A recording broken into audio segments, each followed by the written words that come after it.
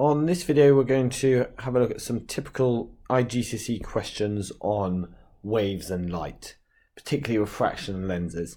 So let's start off with this one, and I'm going to show you how I approach these questions. You may find this useful, you may want to adopt some of these ideas, it's up to you. First thing I do is always read the question carefully, pick out key points. So in figure 8.1 is a ray diagram of a convex lens being used as a magnifying glass to produce a virtual image. And then I have a look to see how many marks we've got. We've got 4 marks, and there's 4 things here that I need to do. So the first thing is to label the object O. Hopefully you're familiar with these diagrams. The object is where the light's coming from, and that is over here. Remember to label it clearly, don't just write O, actually point to the thing you're referring to, and it's this arrow here is the object. The image is over here. Now you just get used to this. Remember, you draw the rays coming from the object and then you dot back, and where they meet is where the image appears. Principal focus. Now this is testing your ideas about whether you know that when rays go parallel to the principal axes, they pass through the focal point or the principal focus. So that is over here. Then we need to put some arrows on to show which way the rays are going. Now remember, they always come from the object, because that's how you see an object, is the rays coming from the object into your eyes, which would be here if you were using this magnifying glass. So if you want to know which way the arrows go, just find the object, and they always go away from the object. If you're not sure about this, you need to revise lenses. Let's now have a look at this question here, which is related to refraction. First thing I do is read it carefully. So in figure 8.2, shows a ray of light in air incident on an interface with glass. The refractive index of glass is 1.5. That's probably going to be useful. So let's have a look. Here's the glass, here's the air, and here's the interface that's passing through. On figure 8.2, accurately, now that's important. It wants accurately, that means we're probably going to have to do some calculations to get some angles. Draw the ray as it travels into the glass. You'll need to take some measurements. That's just I'm either going to perhaps have to mention length or angle. They're really the only 2 measurements you can take from an image. In this case, it's probably going to be angles. And we're going to have to carry out a calculation. So if you're not doing some maths and tapping into calculators, something's gone wrong, and you need to show you're working. So don't just do it, you need to show you're working beside.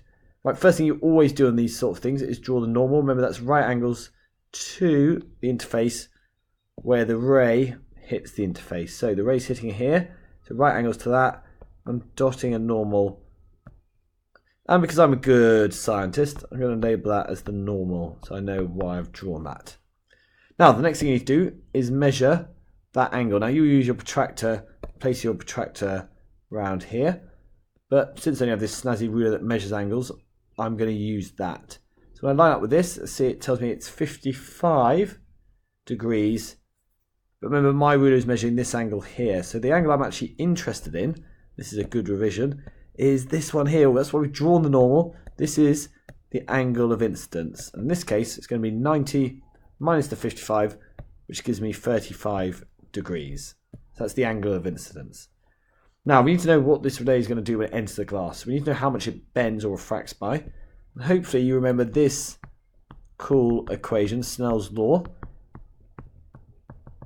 sometimes written as n equals sine I over sine R.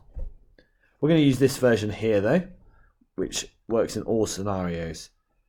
So remember, the 1 refers to, the 1 here and here refers to material 1, in this case it's air, and the 2 refers to material 2, which is glass. So refractive index of air is 1, and that's times by the sine, the angle of incidence, which we just worked out and measured, was 35. N2 is the refractive index of the material 2, which is glass, and that's 1.5, which is from the question over there. And that's times sine the angle of refraction, which we could now write as R, so we remember what we're working out, the angle of refraction. That's a sine there, and S. So the first thing I'm going to do is calculate 1 times sine 35, which is just sine 35. I'm going to keep that number in my calculator to maintain the accuracy, but I'm going to write down it to 3 sig figs here to show that I've worked it out. That's equal to 1.5 times sine R. Now we want sine R by itself, so we're going to have to divide both sides by 1.5 to move this over that side. So keeping the number in my calculator, I'm doing answer divided by 1.5. That tells me it's 0.382, and that's equal to sine r. Now remember, to find r in this situation, we need to get rid of the sine. So what we need to do is the inverse of sine, which in my calculator you get by pressing shift and then sine. And then using my answer of 0.382, obviously using all the digits, I find that r is equal to 22.48. For argument's sake, we're just going to round that to 2 sig figs or 0 decimal places, so 22 degrees, because we're going to have to plot this, and I can't plot all this accuracy using my protractor. So we want an angle of 22 measured from the normal.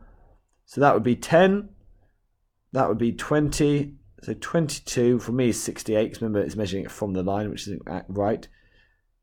And that would be about there.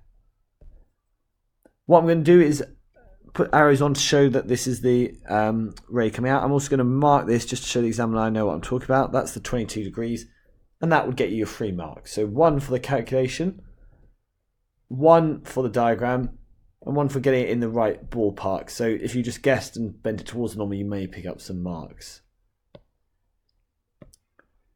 Right, let's have a look at this question here.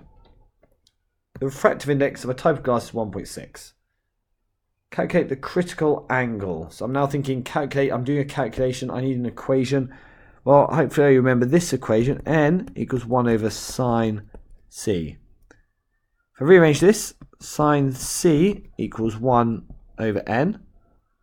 So sine c equals 1 divided by 1.6. Remember, n is the refractive index, which we're told is 1.6. Type that into my calculator, 1 divided by 1.6, and that's going to be equal to sine c is equal to 0.625. Now remember, you need to inverse sine that, and when you inverse sine that, you'll find that c equals 38.7 degrees. So given the question was given to 2 sig figs, you give your answer 2 sig figs, so I'm just going to call it 39 degrees. I've rounded it up. A waterproof laser, just when you thought lasers couldn't get any better, this one's waterproof, is immersed in water. So it's in the water. That's probably going to be important. They wouldn't say it otherwise. And it shows the laser light shining up towards the horizontal surface of the water. Notice that we're going from water to air here. Initially, the angle is theta. That's that angle over there. And it's much less than the critical angle. That's probably going to be important. And since I've seen the word critical angle, I'm thinking the topic of TIR, total internal reflection. The laser moves and theta gradually, the angle gradually increases until it is much greater than the critical angle. Describe for different angles of the laser what happens to the light beam after it hits the surface. So this is a wordy question. Let's have a look how many marks. 4 marks. So I need to make at least 4 points here. I'm going to bullet point my answer to make it nicer for the examiner to mark. Let's start with the case as it is now, when theta is much less than the critical angle. Well, when this happens, the ray is going to emerge into the air. It will refract, okay, because it's going from one material to another, so it's changing speed. Because it's speeding up, it's going to bend away from the normal. So it bends away from normal. Maybe that's because it's speeding up. So you could do a little sketch at this stage. Light comes in like this. Here's the normal. It's going to bend that way. Now, let's increase the angle closer towards C. So as we increase theta, so as theta increases, I'm just writing it shorthand, the up arrow means increases, the angle of refraction will also increase. That makes sense. As we set it in a larger angle, it's going to bend more and more, that's R, away from the normal. Now let's get to the special case when the angle, let's rub that out. Let's get to the special case now where the angle of incidence equals, so when the angle of incidence theta equals the critical angle. When this happens, the ray no longer emerges. So at this point, the ray comes in like this. Here's our ray. And it goes along the boundary. Remember, the angle of refraction becomes 90. That's the definition for the critical angle. So you can talk about that here. When theta equals c, angle of refraction r is equal to 90 degrees. Obviously, you'd write this in a bit longer hand, but I'm just keeping it nice and short. Now, after this, when theta is greater than the critical angle, because we're going from more dense water to air, we're going to get TIR. So all of the ray reflects. Before you would get some partial reflection, a bit of reflection down here, but now you're going to get total internal reflection. So if you talk about that, and the fact that now the angle of incidence, which is theta, so I or theta, is going to be equal to the angle of reflection. I know it's confusing, we use R for reflection and refraction. That will get you the 4 marks. But let's have a look at another question similar to that question here. In this case, we've got a ray coming into a glass block surrounded by air. A ray of red light, that'll probably be interesting later on, is incident on the face CD. Yep, I can see that down here. Here's the ray coming in here. Draw the normal at Q and the refracted ray. So I've got 2 things to do here. Normal and the refracted ray inside the block so that it meets the face AB. So let's pop our protractor on and ruler. And remember, that's how you draw the normal. You always draw it with a ruler at 90 degrees to the surface where the ray meets the surface, which is here. Now it's going into the glass, so it's going to slow down. So if you think about a car analogy, the left side is going to hit it first, slow down, so it's going to pivot and bend towards the normal. Not away like the last example, but towards, because we're going to more dense. And because we don't know any values, we can't actually do calculations like we did previously, so we're just going to have to estimate an angle, something like that. And that's all it asks us to do. It's met the face AB, so we've done that. Draw the ray emerging from face AB of the block and the normal where the ray emerges. So again, we're drawing a normal. Ruler goes right angles to the point where it meets. Dotting my normal down like that. And remember, when it comes back out, it's going back into air, so it's actually going to come out parallel to this original ray here. So I'm going to put my ruler there, move it up, and draw that coming out like that. And don't forget, don't forget a nice arrow on here to show the direction. That one's now done. Between the rays and the normals you've drawn, label two equal angles X. So I'm looking for 2 equal angles. Well, just at a glance, you can start to spot them. There's a couple of options here. Number 1, you can mark this one here. I'm going to call it X1, and this one here, because as we said, they're symmetrical. These two, that one there, and you might remember these from maths, they're alternate angles. These are 2 parallel lines, the normals, and these 2 angles, the alternate ones, are going to be the same. So that one there is also going to be the same as this one here. So either X2s, so that one and that one, or X1s, that one and that one. You can't have both now. The angle of incidence of another red ray is 65 degrees. The refractive index of the glass block ABCD for red light is 1.62. Calculate the angle of refraction. This is another case of Snell's law. So we're going to use this equation here.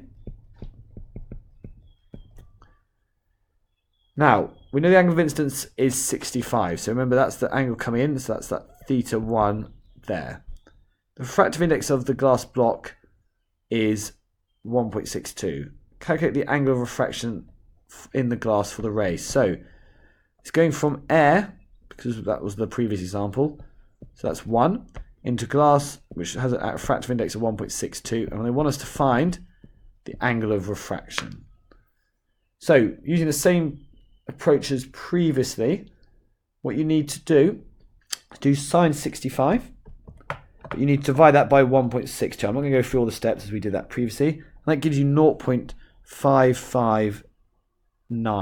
So 0.559 equals sine theta. Now remember, to find theta, you have to inverse sine your answer, and that gives you 34. You have a go at that, 0.02. Again, given the angles here, we're given to 2 sig figs. I'm going to give my answer to 2 sig figs, so 34 degrees.